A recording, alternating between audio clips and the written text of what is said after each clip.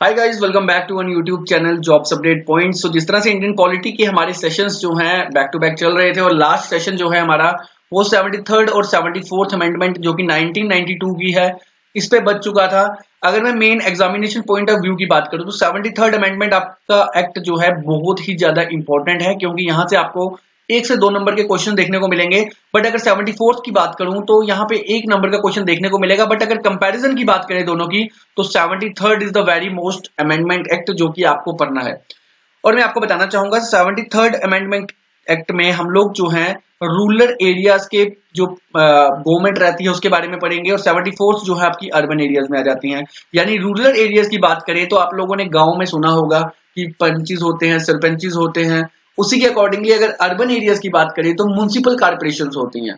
Urban areas में municipal corporations होती हैं और जितने रूरल एरियाज होते हैं वहां पे हमारी पंचायतीज होती हैं, पंचायत वगैरह होती हैं। तो चलिए इस लेक्चर को स्टार्ट करते हैं। तो यहाँ पे सबसे पहली लाइन आपको देखने को मिल जाएगी, it is a system of rural local self government. तो रूरल लोकल सेल्फ गवर्नमेंट का मतलब ये है कि अगर सपोज करिए एक छोटा सा कस्बा है, जो विलेज कुछ भी कह लीजिए, वहां का रिप्रेजेंटेटिव सरपंच है। तो यहाँ पे इन सब लोगों को जो नीड होगी फॉर द डेवलपमेंट, वो सरपंच जो है इनका रिप्रेजेंटेटिव है, वो जो है आगे इस चीज को जो है प्रेजेंट करेगा। तो यानी लोगों के एकदम ग्राउंड लेवल से जो रिपोर्ट है वो यहां से मिलती है। उसी के साथ में अगर हम बात करें सपोज करिए एक वार्ड की, अब वार्ड का रिप्रेजेंटेटिव कौन है? पंच है। तो अब देखिए सबसे पहले मैं आपको लिटिल बिट रिप्रेजेंटेटिव के बारे में बता देता हूँ कि जो पंचेस होते हैं वो वार्ड के रिप्रेजेंटेटिव होते हैं, सरपंचेस विलेजेस के होते हैं, और उसी के साथ में बीडीसीज की अगर बात करें, जिस तरह से आप लोग जानते हैं बीडीसी जो है वो ब्लॉक के रिप्रेजेंटेटिव होते हैं, और डीडीसी आपके जो है डिस्ट्रिक्ट डेवलपमेंट चेयरपर्सन होते हैं। इनकी एब्रिविएशंस आप लोगों को पता होनी चाहिए। चलिए आगे, मैनेज कैसे मैनेज करना है लोकल अफेयर्स, किसी विलेज का उसके सरपंच देखते हैं, किसी वार्ड का उसके पंच देखते हैं। तो इस तरह से जो है ये बॉडी जो है इलेक्ट होती है, और ये जितनी भी बॉडी इलेक्ट होती है ये पीपल्स द्वारा ही इलेक्ट होती है। यानी अगर सरपंच बनेगा तो उसको भी इलेक्टेड जो है पीपल ही करेंगे, पंच को भी जो है पीपल इलेक्टेड करेंगे। अब यहाँ पे बात आ जाती है एक छोटी सी कि नायब सरपंच को कौन करेगा। तो मैं आपको बताना चाहूंगा कि नायब सरपंच में क्या रहता है, जितने पंचेस होते हैं पंचेस का हेड रहता है हमारा सरपंच, और सरपंच तो हेड रहता है, बट इन पंचेस से ही एक पर्सन ऐसा होता है जिसको नायब सरपंच चुना जाता है। तो वो जो है इन्हीं के वोटिंग होती है। तो नायब सरपंच के लिए वोट जो है पीपल जो है डायरेक्टली नहीं करते हैं, वो जो चूज इलेक्टेड पंचेस होते हैं वही नायब सरपंच के लिए वोट करते हैं। तो चलिए आगे अब इसको पढ़ते हैं, कंटिन्यू करते हैं। तो नेक्स्ट यहाँ पे आपको थोड़ा सा हिस्टोरिकल बैकग्राउंड में देखने को मिलेगा कि during British period Lord Ripon in 1882 provided democratic framework to their institution. तो डेमोक्रेटिक फ्रेमवर्क जो है लॉर्ड रिपन द्वारा 1882 को दिया गया था। और यहाँ पे एक चीज इंपॉर्टेंट आपको याद रखनी है कि लॉर्ड रिपन जो है हमारे, उनको father of local democracy in India भी कहा जाता है। तो अब जल्दी जल्दी बता दीजिए मुझे कि फर्स्ट जो सिंक्रोनाइज इलेक्शन हुए थे वो कब हुए थे? वो हुए थे 1881 में। तो उस समय का लॉर्ड जो है वाइसरॉय कौन थे? वीडियो के कमेंट बॉक्स में कमेंट करके बताइए। चलिए आगे, तो आगे जो है मगना कर्ता कहा जाता है इसे, लोकल डेमोक्रेसी इन गवर्नमेंट, इस चीज का ध्यान रखें, बट इतना इंपॉर्टेंट नहीं। अब यहाँ पे आपको क्वेश्चन पूछा जा सकता है कि मगना कर्ता किसे कहा जाता है। तो ये भी ऑलरेडी मैंने बड़े लेक्चर में बताया, अभी भी बता दिया मैंने, इस लेक्चर में ही है मेन इंपॉर्टेंट। अब इसके लिए आप गूगल सर्च करिए, लिटिल चीजें जो है आपको खुद भी ढूंढनी है, गूगल सर्च करिए, वीडियो के कमेंट बॉक्स में बताइए कि मगना कर्ता का दूसरा नाम क्या है। चलिए आगे, पोस्ट इंडिपेंडेंस पीरियड जो है यहाँ पे बताया गया कि आजादी के बाद के पीरियड में क्या हुआ। आर्टिकल 40, आप जानते हैं कि डीपीएसपी जो है वो हमारे इंडियन कॉन्स्टिट्यूशन के पार्ट 4 में आता है, और पार्ट 4 के आर्टिकल्स 36 से लेकर 51 तक रहते हैं, आप लोग सभी जानते हैं। तो यहाँ पे देखिए आर्टिकल 40 में जो है पोस्ट इंडिपेंडेंस पीरियड में बताया, यानी आजादी के बाद आर्टिकल 40 जो है उसमें मेंशन किया गया है पंचायत को, और आर्टिकल 256 जो है पावर देता है स्टेट लेजिस्लेचर को, स्टेट लेजिस्लेट को, कि वो जो है इस सब्जेक्ट के रिलेटेड लोकल सेल्फ गवर्नमेंट बनाए। और लोकल सेल्फ गवर्नमेंट जो है वो पंचायत गवर्नमेंट्स होती हैं, याद रखिएगा, जिसमें आपके सरपंचेस, पंचेस, बीडीसीज, डीडीसीज वगैरह होते हैं। चलिए आगे, अब सीधा एग्जामिनेशन के मेन पॉइंट पे आते हैं। तो यहाँ पे लिटिल बिट एक थोड़ा सा फिर से बताना चाहूंगा, 1957 में नेशनल डेवलपमेंट काउंसिल एनडीसी जो है उन्होंने कंस्टिट्यूट की कमेटी बलवंत राय मेहता। देखिए मैं यहाँ पे बताना चाहूंगा, एक कमेटी नहीं, सेवरल कमेटीज लिखना चाहूंगा। यहाँ पे बहुत सी कमेटीज जो है इस चीज के लिए बनी है, वो कौन कौन सी कमेटीज हैं आगे डिस्कस करेंगे, बट उन सब में इंपॉर्टेंट है बलवंत राय मेहता कमेटी, जिन्होंने क्या किया कि कैसे वर्किंग करेगी ग्राउंड लोकल सेल्फ गवर्नमेंट, उसके बारे में जो है इस कमेटी को कॉन्स्टिट्यूट किया गया। अब कमेटी ने क्या सजेस्ट करा? कमेटी ने सजेस्ट करा कि 3 टायर सिस्टम बनाया जाए। 3 टायर सिस्टम में ग्राम पंचायत होगी जो विलेज लेवल में रहेगी, पंचायत समिति जो है ब्लॉक लेवल में रहेगी, और जिला परिषद जो है वो डिस्ट्रिक्ट लेवल में रहेगी। अब ग्राम पंचायत से आप समझ सकते हैं विलेज लेवल है, पंचायत समिति आपको याद रखना है ब्लॉक लेवल, और जिला परिषद, जिला डिस्ट्रिक्ट को ऑटोमेटिक कहा जाता है, तो जिला परिषद से आप लोग जो है इसको याद कर पाएंगे कि वो डिस्ट्रिक्ट लेवल में है। चलिए आगे। The committee also talked about the democratic decentralisation. तो यहाँ पे जो है कमेटी द्वारा जो बताया गया कि डेमोक्रेटिक होना चाहिए और डिसेंट्रलाइजेशन होना चाहिए। अब क्वेश्चन क्या पूछेगा एग्जामिनर, वो पूछेगा भैया बताइए 3 टायर सिस्टम जो है सबसे पहले किस स्टेट ने अडॉप्ट करा। कौन सी स्टेट ने सबसे पहले 3 टायर सिस्टम अडॉप्ट करा, तो वो आपकी राजस्थान है, जिसने 2 अक्टूबर 1959 गांधी जी की जो है बर्थ जयंती पे 1959 ईयर में उन्होंने जो है इंट्रोड्यूस करा था 3 टायर सिस्टम को। अब कुछ ऐसी स्टेट्स हैं जिन्होंने 2 टायर भी करा, 4 टायर सिस्टम भी है। तो क्या सिस्टम्स हैं जो हम पूरा का पूरा इस वीडियो में हम जानेंगे। तो पहली स्टेट हमारी राजस्थान बनती है। उसके बाद अशोक मेहता कमेटी 1977 में बनाई गई। इन्होंने रिकमेंड किया कि 2 टायर सिस्टम होना चाहिए, जिसमें एक मंडल पंचायत हो और एक जिला परिषद हो।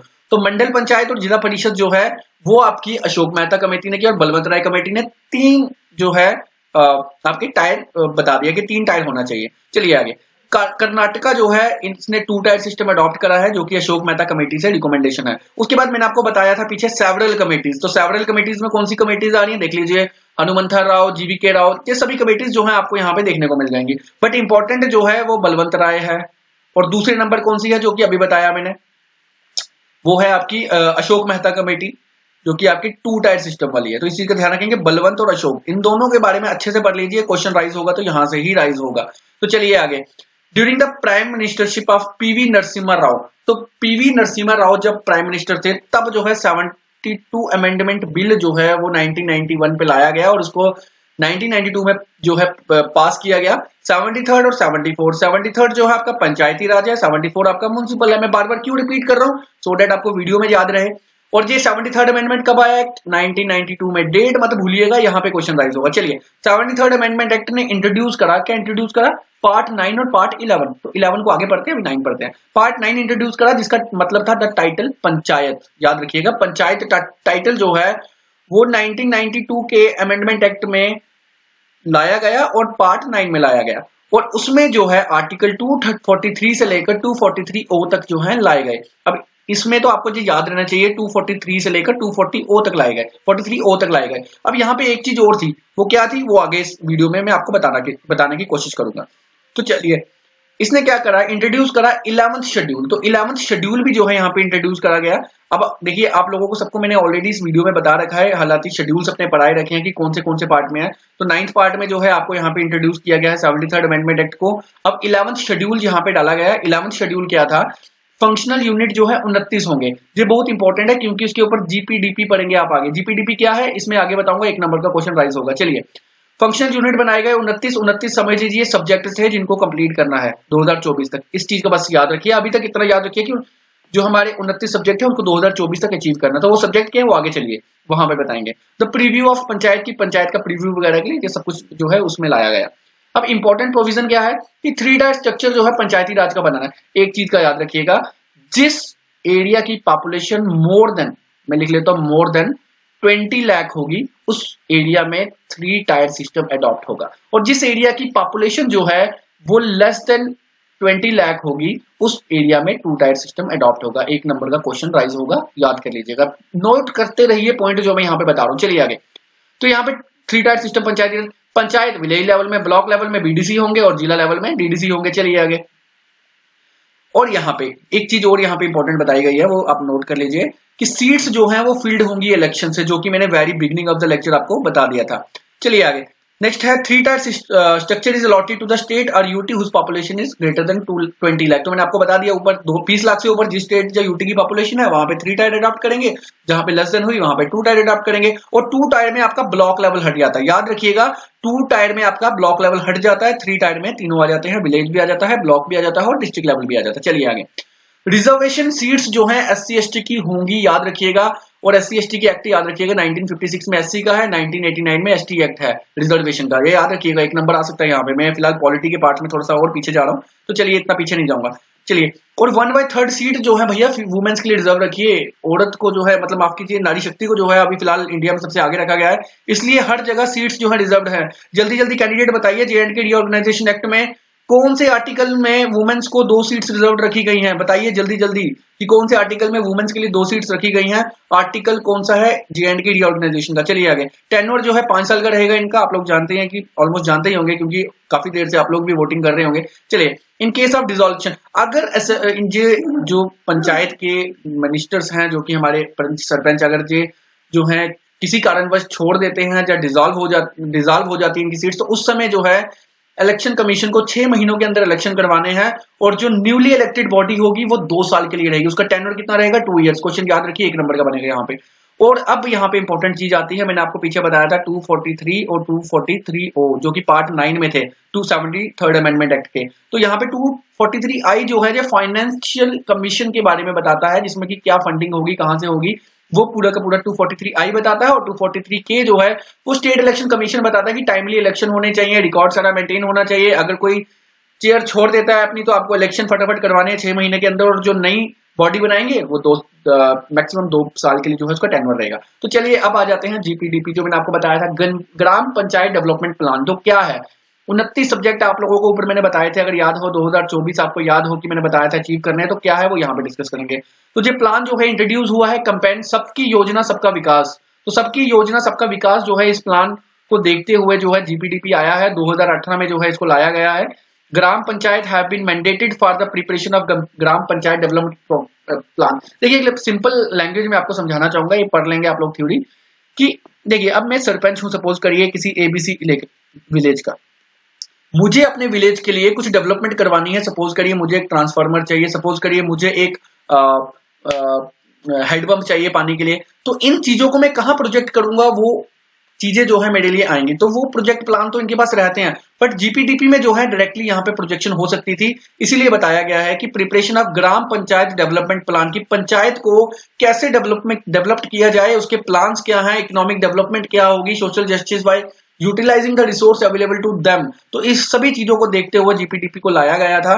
तो यहाँ पे अगर हम और डीपली बात करें तो GPDP जो है वो प्रोसेस है, वो comprehensive and based on the participatory process which involves full convergence with scheme of all related central ministers related to 29 listed subject। तो यहाँ पे 29 सब्जेक्ट इस GPDP में लाए गए थे, जो कि मैं बार बार रिपीट कर रहा हूँ। इतनी चीजें हम लोग ना पढ़े यहाँ पे अच्छा है, क्योंकि आप जितनी ये थ्योरी करेंगे इस थ्योरी का कोई बेनिफिट इतना ज्यादा नहीं होना है। आपको मेन पॉइंट्स पता होने चाहिए कि एग्जामिनेशन पॉइंट ऑफ व्यू से क्या क्वेश्चन राइज होगा। हम लोग पूरी थ्योरी याद करने का कोई बेनिफिट तभी होगा अगर हम थ्योरेटिकल पेपर दें। हमारा पेपर जो है वो आपको आएगा ऑप्शन बेसिस में। हाँ, ऑप्शंस में स्टेटमेंट्स आ सकती हैं, तो अगर आप लेक्चर सुन भी रहे हैं तो पूरी की पूरी जो इंग्लिश में यहाँ लाइंस लिखी हैं वो आपको मैं हिंदी लैंग्वेज में अच्छे से समझा रहा हूँ। तो चलिए आगे, 29 सब्जेक्ट क्या थे वो हम डिस्कस कर लेंगे, बट यहाँ पे इंपॉर्टेंट स्टार्ट करते हैं।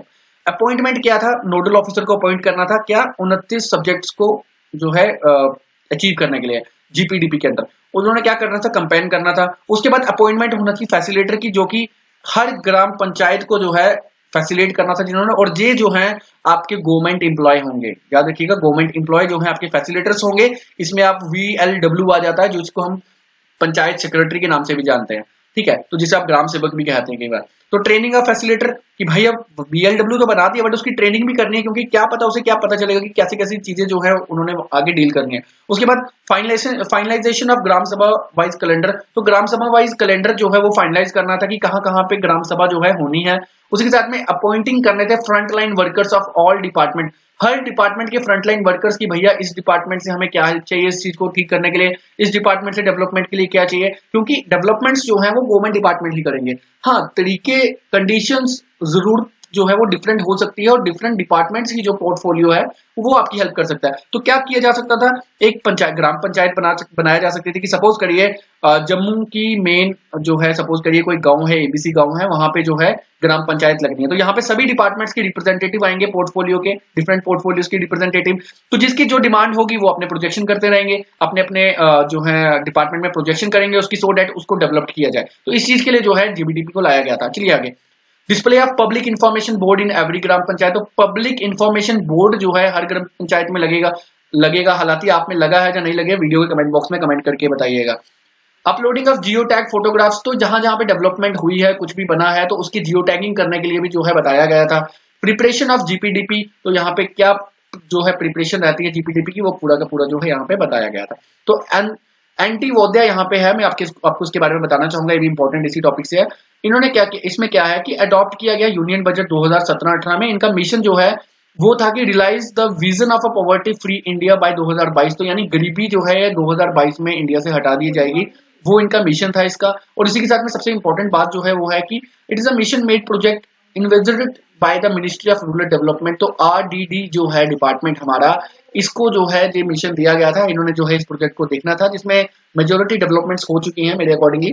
नेक्स्ट बात करें, it conducts annual survey for the outcomes achieved from various schemes, तो एनुअल सर्वे जो है इसका होना था, जिसमें जितनी भी आउटकम्स आनी थी डिफरेंट स्कीम्स की, वो यहाँ पे होनी थी। और उसी के साथ में it shows the gap between the claimed achievement and output.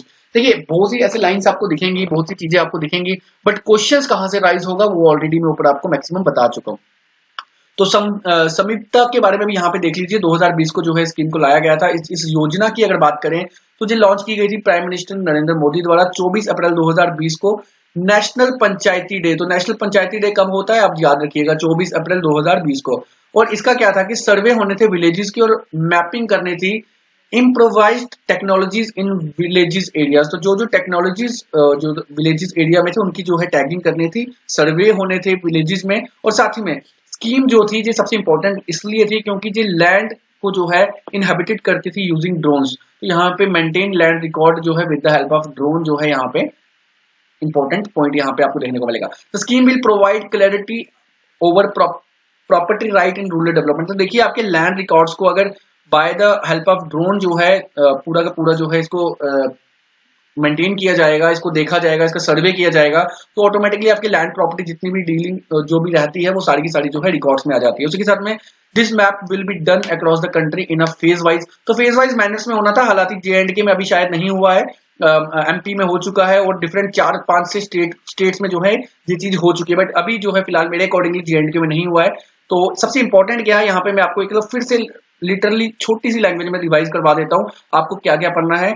73 के बारे में आपको पंचायती राज याद रखना है, 74 आपको म्युनिसिपल रखना है। हालांकि मैंने म्युनिसिपल यहाँ पढ़ाया नहीं है, तो आप लोग जो है म्युनिसिपल देख सकते हैं, कुछ ज्यादा इंपॉर्टेंट उस पर नहीं है।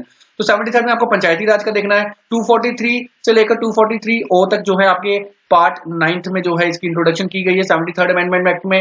243 आपका के जो है वो क्या डील करता है, इलेक्शन कमीशन करता है। 243 आई आपका जो है फाइनेंस कमीशन को करता है, फाइनेंस कमीशन को करता है। चलिए उसके बाद और क्या है यहाँ पे इंपॉर्टेंट, बलवंत राय कमेटी आपको याद रखनी है, बलवंत राय। उसी के साथ में आपको अरुण मेहता कमेटी याद रखनी है। उसी के साथ में आपको याद रखना है कि 3 टायर कहाँ पे अडॉप्ट हुआ, सबसे पहले राजस्थान में हुआ, कौन सी डिस्ट्रिक्ट में हुआ वो भी याद रखिएगा। उसके बाद 2 टायर सिस्टम क्या है, 20 लाख से मैक्सिमम पॉपुलेशन हो तो 3 टायर होता है, लेस देन 20 लाख हो तो पॉपुलेशन 2 टायर होता है। 2 टायर में आपका ब्लॉक लेवल कट जाता है। बस ये चीजें आपको जो है 73rd अमेंडमेंट में याद रखनी है।